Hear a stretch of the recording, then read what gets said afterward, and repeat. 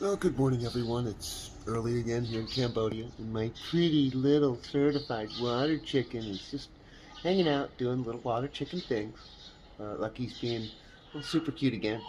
Last night we got our air conditioner serviced, uh, all three of them, and the bedroom was really cold. So about 3 o'clock in the morning, I woke up and Lucky's all beak tucked in his wing.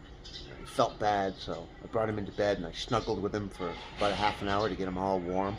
And then I put him inside his cage and made him stay there. I was afraid he might get cold, but he's okay.